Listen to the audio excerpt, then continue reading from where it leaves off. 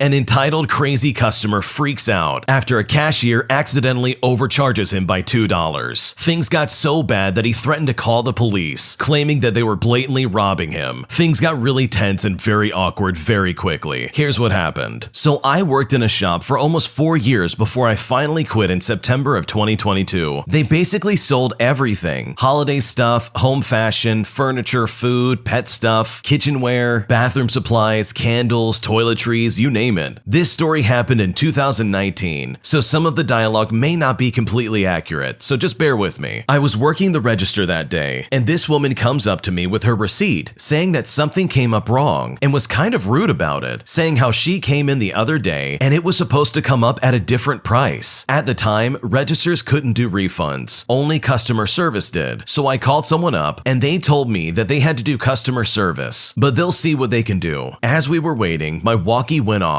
and I hear my coworker's voice come out from the other end. She said a line that makes you beyond curious upon hearing it. My coworker asked for a manager at register 8. As I hear that, a customer walks past my register towards the door and looked at me and my customer and responds with, "Somebody call the police. We have a jerk right over here," and continued to walk out the door. As soon as that customer said that, all of our attention went towards my coworker. There was an older man beginning to scream at her, and from where I was at, it was a bit hard to hear because of his screaming, but what I did hear absolutely shocked me. He was screaming that they had stolen his money and that he was being robbed and that he was going to call the cops. This guy was screaming so loud that everyone who was either within checkout or at the front of the store radius was paying attention to what was happening with this guy and my coworker. There were several people telling him that he needed to calm down, but he always responded back by screaming, "Shut up, mind your own business." The people around my register were starting to say how we needed to call security or the police. Even the woman who complained about her receipt was saying how this guy was out of control. I honestly agreed with them, but the problem was we didn't have security and we couldn't exactly call the police either. Eventually, 2 of my managers came in, both of them being women, one dealing with my customer and the other one dealing with this crazy old man. At this point, I started taking my next customer, apologizing to her for the wait, and continued on with my business. The guy did walk past my register to get to the customer service, but I avoided eye contact. A little later, when we didn't hear any customers, I did proceed to ask my coworker if she was okay, and she said that she was. She didn't even look fazed by what happened. She told me that this customer was buying stuff, and that included roasting sticks, that at the time was like $1. My coworker said to this guy, "Okay sir, here is your change," and she ended up giving him a little over $2 in change. And once that entitled crazy customer saw this, he went off by screaming, "I'm not touching that, you overcharged me." He then shows her his receipt to show that she accidentally charged him for 2 roasting sticks. And this was an honest mistake, so the coworker owned up to it and said, "Oh, I'm so sorry, sir. Mistakes happen, I apologize." The old man responds by saying, "Well, I don't make mistakes." And this is honestly where things really started to kick off. My coworker then had to tell him that he had to go to customer service just to get his money back. But this entitled customer was not having it because he responded back by saying, "No, I want my $10 back now." My coworker said, "Sorry, sir, I can't do that." She then proceeds to close the register drawer with change still in hand. And that's when everything fell apart for this guy. But the thing is, this crazy guy didn't even spend $10 according to my coworker. He was just really upset over getting overcharged $1. There were no cops involved, just a crazy dude freaking out over $2, who also ended up getting those $2 back. I do have to say that my coworker is a freaking legend because of how well she handled the situation, despite this old man freaking out and claiming that they were robbing him. My guess is that she's dealt with customers like this before, and that's why she was probably so calm and collected. I overheard her say that she was glad it happened to her instead of one of the younger employees. I probably would have cried if this happened to me, since I'm terrible with confrontation and people yelling and screaming at me just does not end well for me. My manager did say later on that she came out from the back of the store and heard the screaming, so that should give you an insight of how loud this guy really was yelling. I'm glad to finally be free of that place, to be completely honest with you. However, after working there for nearly 4 years, that crazy entitled man had to be the worst customer I've ever seen while working there, and I'm so glad that now I work somewhere else. How weird and entitled do you have to be to freak out over $2? I mean, he got his money back in the end, but that's such an overreaction. Accidents really do happen, and there's honestly nothing more cringeworthy in my opinion than watching some weird customer freak out over something so small, Like it's an honest mistake. They didn't do it on purpose. I always try to give anybody in customer service the benefit of the doubt. Chances are they don't even want to work at that job and would much rather be doing literally anything else. But here they are doing it anyways, just trying to make ends meet in their life. So when people act like this, it's just really gross and weird. So good for the original poster for getting a better job, because dealing with people like that on a daily basis can absolutely destroy your spirit. And in my opinion, it's just not worth dealing with. My boyfriend's friends want nothing to do with me, and I'm honestly not sure, as they're not giving me a fair chance, and it all seems so confusing. Okay, some of this isn't going to sound great, but hear me out. I've been with my boyfriend for about 11 months. We met at work, and when we did meet, he was married, and they were having a lot of problems. He was pretty much checked out of the relationship. We kind of had a flirtatious relationship for a while. Things came to a head, and we hooked up on Halloween. The next 2 weeks were honestly the most romantic weeks of my life. I get why people say it's hot because it's forbidden, but it was also emotionally intimate. He told me things he's never shared with anyone, his past, his dreams, etc. He said he didn't know that he could feel this way about someone until he met me. We didn't mean for it to happen. It just sort of did. He left his wife shortly after that and finally started dating me in the open. We went to work together, we hung out together after work, we spent some quality time together, we had dates that were romantic. It was honestly everything. We found out in early May that we were pregnant, and in June he invited me to move in with him. Since we got together, we hang out with my friends all the time. We've only hung out with his friends a few times though. At first I couldn't quite explain it, but the vibe was always off. His friends all have wives or long-term girlfriends, and I think they're the real problem. They don't invite me to hang out with them when their guys get together, even though they all hang out. They don't ask about my pregnancy. One of them is getting married, and my boyfriend is one of the groomsmen, and besides the wedding and rehearsal dinner, I haven't been invited to any of the events. I've tried really hard to make genuine connections with his friends and significant others. We invited them to our gender reveal, and I try to talk to them at our barbecue. I try to plan outings with them, but nothing further comes along other than polite conversations. Then I learned why you should never ask a question you don't want the answer to. I was fed up with the walls that they were putting up, so I got one of the girls that was getting married alone, off to the side, and I asked her up front what the issue was. She told me that she's just being polite when she sees me, and we don't really have anything to talk about. She said she's not interested in new friends, and we have nothing in common, and she doesn't want to hang out with 20-year-olds, as she is significantly older than me. She then said something that really hurt my feelings. She said I'm immature and I'm fake. Basically, I think she thinks that she's better than I am and isn't giving me a fair chance. Also, it's not like I want to be friends with her either, but I at least put in the effort to try and be nice to my boyfriend's friends. I feel totally hurt and alone. Where do I even go from here? I don't want to ask my boyfriend to cut his friends off, but they are determined on not liking me. Am I making too big of a deal out of this? Do I just let it go and deal with it overall? What should I do? This is a tricky situation for a few reasons. Because for one, it seems like the original poster is the reason that this guy divorced his wife. Like you literally hooked up with him while he was still married, and you're the reason why he tore his marriage apart. I think you gotta realize that. Sure, it was already falling apart as it is, but there was always room to try and get it together, and he basically left her to go with you. And that's really sketchy in my opinion. And I think along with that, there's a good chance that his friends know about that. And besides the fact that you're already much younger than they are, they probably are not very happy with you and your boyfriend that he basically left his wife to go with some lady that was like a decade younger than him. I think there's some things going on behind the scenes that you probably don't know about. You can't honestly expect a friend group to accept you after you broke up a marriage, right? I mean, that's just my perspective. Maybe I'm wrong. If I am, please leave a comment and let me know. But that's kind of just what I'm observing from the outside looking in. Also, on top of that, you're pregnant at the age of 20. By the way, the boyfriend in this situation is 29. That is a massive age gap. She is barely not a teenager. You know what I mean? Like, that's just strange. So honestly, I would not get your hopes up about having any kind of friendship with these ladies, or any of his friends in general, because the situation that you have caused in his life, as well as the surrounding people in his life, is really, really bad. And I think you need to wake up and see what the damage really is around you. My entitled ex-mother-in-law gets involved in my life and calls me terrible names all behind her son's back. And now I honestly could not be happier that they are out of my life. So my ex-husband and I ended our marriage amicably. There was no cheating or anything like that. There was just too much stress due to some issues that happened, and we both decided that it was for the best. Now, it seems like in my life, I must be a magnet for insane people. From my mother to an ex-friend, to her mother, to other men who have just been weird. My life is messed up sometimes. lives. Both of us were feeling the strain, and our mental health was taking hits all the time. We argued a lot, even over the pettiest of reasons. Our oldest son was also being affected by it. We had stopped going to couples therapy, and we weren't even spending enough time with each other like we used to. I would often sleep in bed, and he would sleep on the couch in his office. He knew what he was getting into, but he decided after our youngest was born that he couldn't deal with it like he thought. After talking about it and trying to come up with solutions, we chose to end our marriage. It hurt and broke our eldest son's heart, but we agreed to stay friends, and so far it has been working out fine. He's still in our lives, has a room for our kids at his place, and takes our eldest to school every morning and visits a couple days out of the week. He and I have lunch twice a week to talk about the kids. Our divorce court judge must be absolutely loving us, and at the time, this was the best decision that we made. At least that's what I thought. I moved myself and the boys into a 2-bedroom apartment, and I am working full-time as a bartender at a gentleman's club. I love my job. I've only been there a few weeks, and I'm making good money, close to $1,000 a week just in wages and tips. So with alimony and child support, we're sitting pretty. I am trying to lose weight so I can become a dancer at the club. I'm doing the keto diet and going to the gym regularly. I'm shedding the pounds that I want to lose, and I'm already down a dress size. I have always struggled with my weight. I was never overweight, but not exactly skinny. The women in my family always have big hips and big thighs. I'm also using a waist trimmer to help with my figure and posture. I do my hair and makeup, and I go to work looking and feeling like a movie star. I have long dark hair and green eyes. I started getting spray tans when we moved to the city, and I have fallen in love with it. I feel good about myself for the first time in years, and I am an ever-evolving work in progress. I have to brag here that even my ex-husband turns his head whenever I walk into the room and tells me that he kind of regrets not spending time with me. And I have to admit it, I get a little bit of satisfaction out of that. I used to dress super frumpy and didn't bother much beyond a shower and brushing my teeth. I also want to add that I never attended college. My ex-husband is tall with a deep olive complexion, with jet black hair that he keeps slicked back, a full beard that he keeps short, and large golden brown eyes. And he dresses well. He is full-blooded Greek, and his parents immigrated to the US right after they got married. His father found success in real estate, while his mother maintained the family home. They lived in wealthy comfort in a massive house in Connecticut until they moved to my old state. Their home in my old state is just as massive and considered to be a mansion. So needless to say, I was nowhere in my ex-husband's league, but his family welcomed me with open arms. They were the family I always dreamed of having, the opposite of my family in every way. I love them so much and called my in-laws mom and dad. We always got along and talked almost daily. My mother-in-law often sent me receipts of Greek dishes for me to learn how to cook, all because my ex-husband loved it. We often went to a little Greek bistro as a family, and I make it a point to have my eldest son try stuff from his father's side of the family. So you can imagine my surprise when my mother-in-law called me to chastise me about the divorce. She said that if I had been a better wife and lover, Bill would have stayed with me. She said that this was too great of a sin to forgive, and I needed to find God and pray for forgiveness for my wicked ways. I don't know where this was coming from, but she needs to have this talk with her son and not me. She then blew up at me saying that my new job is tempting sin and that it was the devil's playground and my body would be soiled for her son and he wouldn't want to be with a woman like me. I then reminded her that her son and I have been divorced, and she said that I chased him away. She said every picture she received from us since I began bettering myself weren't worth going into her albums because I looked like a lady of the night, as she put it. I got upset and told her it wasn't my looks that were the problem. It was her son's decision, and it was all the stress from the situation. She then said that her son basically didn't want to be with me anymore because the woman that he married was nowhere to be seen, and I was nothing more than a lady of the night. And at this point, I started to cry because I was in such disbelief that my mother-in-law would be so mean to me after she had been so kind to me all of these years. It was legitimately an absolute blindside to me. The club I work at is a gentleman's club, and it caters to the higher elite in my city society. Our prices are not cheap, and while some of it definitely is risque by its nature, there are still standards and protections around the people who work here as well as the people that show up. In fact, my boss is all about safety and doesn't take anybody's garbage anymore, even the customers that think their money is their get-out-of-free-jail card, assuming that they can use that status as some way of treating the dancers and staff like garbage. In fact, he has thrown out several people since I've started working there. After this conversation, I hung up on my mother-in-law and I called my ex-husband and asked him to come over. As soon as he walked in, I confronted him about what his mother said. He assured assured me that it wasn't true and that he didn't know why his mother-in-law said any of those things. I then asked him if he was bitter because of my job and that I had been bettering myself recently. He said no and that he was happy for me. He called his mother and put her on speakerphone and asked her why she would say such cruel things to me. At this point, the mother-in-law got upset and felt ganged up on in the moment. She then admitted that it was a lie, but was only looking out for her son. My ex-husband then sighed and said it wasn't appropriate for her to speak to me like that, and said that he was the one who wanted the divorce, not me. The argument goes on, and eventually his mother starts crying, and at the time it looked like he wanted to apologize for making her cry. But he said that she should apologize to me for being unkind and holding my past against me, which was brought up in this argument. But at that point she went silent and then hung up. Over the next few days, things kinda settled down for the most part. My ex-husband brought me flowers to try and make up for it, and also took me out to lunch. Fast forward to last night, and my ex-husband came over to talk to me about my mother-in-law, and to that, I said I didn't want to discuss it anymore. At this point in our lives, I made the decision that I wasn't going to talk to her anymore, and I told him that I wanted to stick with that until I felt ready to contact her again. But he thinks I'm overreacting and being unreasonable. He said that I needed to be more understanding that she is Catholic, and that she believes that divorce is a sin. He acknowledges that it is his fault for the divorce though, but he then added on to it, saying that my job is a problem for her, and maybe I should consider looking for something else just to make her happy. And at that point, I saw red. I got incredibly upset, and I told him to pound sand. My job makes me happy, and that is all that matters. I don't care if his mother-in-law has a problem with it. I don't care if he does either. It's my life. He chose to leave, not me. I won't be told what to do anymore. My job provides for me and my kids, and keeps a roof over our heads. I reminded him that his alimony and child support, while appreciated, isn't needed, and I can manage alone without his help, even with 2 kids. I won't apologize for my job. I also won't apologize for bettering myself and finally finding the self-confidence I didn't know I had, and I won't apologize for his stupid mistakes. I then said to him that I'm not his wife anymore, so he and his mother don't get a say in what I do. I then told him that he needs to get lost. I will never let anyone talk to me like that ever again. No one will walk all over me, not even my ex-husband. This man came into my life and took me and my son into his family. We had a child together, and then things fell apart. Honestly, I don't owe anybody anything, and I will never let anybody put me down or talk down to me like that ever again. The fact that the mother-in-law got involved in that conversation is really gross and disgusting. I mean, what an absolute nightmare. It's good to see that the original poster has found their footing, and they've made the decision that, you know what, I'm not going to be talked down to like this. Good for them for moving forward with their lives, and hopefully things work out for her as well as her kids. My fiancé had a very sheltered upbringing, and I feel like I'm often guiding him through basic things in life, and I'm honestly not sure what to do. I'm a 28-year-old female, and I have to guide my extremely sheltered fiancé through life, and sometimes it's just plain exhausting. To preface this, I'm not really looking for validation. I just feel like if I get this out of my system, I'll feel better. I have an amazing fiancé. He's kind and funny and handsome and loving. We've been together for 8 years, and we have a healthy and happy relationship. However, his extremely sheltered upbringing has been a source of frustration for me at times. He wasn't allowed to have friends over to his house growing up. He couldn't even go to parties. The family only took 2 trips a year, one to Disneyland and one to the South to visit his family. He never cooked. They didn't go to restaurants. He was raised to fear everything. The whole family are germaphobes, as a matter of fact. The kids couldn't be in a room with the door closed. They didn't fly on airplanes or use public transportation. He wasn't allowed to take highways when driving. They didn't carve pumpkins on Halloween, and they didn't dye Easter eggs. They never went swimming, and the kids don't even know how to swim. And honestly, the list goes on and on. Also, none of these choices came from money issues. They were always fine financially. I feel like because of his upbringing, he missed several pivotal milestones in his life, and I sometimes feel like I'm showing him basic life stuff, and I don't mean to make it sound like it's all bad. In fact, it often creates a lot of really good memories for us. For example, I got to teach him how to make a jack-o'-lantern. I got to see him experience national parks for the first time because I was the one that took him there. His first time cooking for me was adorable. He cooked chicken Alfredo with jarred sauce, and the chicken was just frozen dinosaur nuggets. He tried sushi and Indian food because of me, but other times, explaining basic practices and social conventions almost brings me to tears. Trying to explain to him that if he's invited to a wedding and the invite says +1, it means that that he can take me with him and that I want to go, but he doesn't take me, and then he's surprised at the wedding when his friends ask where I am. He didn't know you bring significant others to events in your life. If he cooks dinner, he can't do more than 2 tasks without asking me if it's the right move. Every time we fly, I have to explain to him that it's okay to bring snacks because the no more than 3-ounce rule does not apply to solid foods. And this happens every single time. I can't sit quietly and watch TV without him asking me every 5 minutes if I'm okay because I'm being quiet. For context, the silent treatment was used a lot in his upbringing, so it's a foreign concept to him for someone to be really quiet and not extremely mad. He's uncomfortable being in separate rooms and will follow me around like a lost dog. If we're watching TV and I get up to get water, he'll get up and just follow me. Another thing that bothers me is that he doesn't clean. He leaves out all sorts of things, from video game controllers to Gundam models to all other projects that he might be working on. He's not advancing his career because he doesn't eat lunch with others or socialize with them, and he skips the social networking events that aren't required because everyone except him knows they are required. The first time I took him to the beach, he didn't know there would be fish in the water, and there are many other situations like this that over time have become extremely exhausting. And I know, I sound a bit whiny, but this stuff obviously doesn't all happen at once. It all just kind of builds up over time, and I didn't realize it until today when I was explaining it to him that married couples typically spend the holidays together and don't separate to spend them at their respective families' houses. This was after I found out he made plans to spend Thanksgiving with his family and told me when it was too late to get my tickets back home. I love our relationship, but I just needed to put this out in the universe because honestly, a lot of this is getting very exhausting. This is really unfortunate because I honestly don't think that your fiancé is completely incapable of learning how to do simple tasks. Like, it sounds like he needs some kind of class to learn how to be an adult. Maybe there's something at like a college that you can sign him up for just to teach him basic life skills. This is really unfortunate to deal with, and I'm sure that there's a honeymoon period where you really did enjoy this and it was probably really cute, but I can also see how this would add up pretty quickly and be absolutely obnoxious eventually. But it sounds like you guys love each other and you really are trying to make things work. So hopefully it does work and he's able to step up and be the adult that you know that he certainly can be. Thanks for watching. When you subscribe, make sure to hit the bell to turn on notifications. To finish listening to all the stories, use the playlist at the top of the description. And the next time you live stream, use the cream of the crop music. Search Cream of the Stream on Spotify or whatever platform you use for copyright-free music to use for your next stream.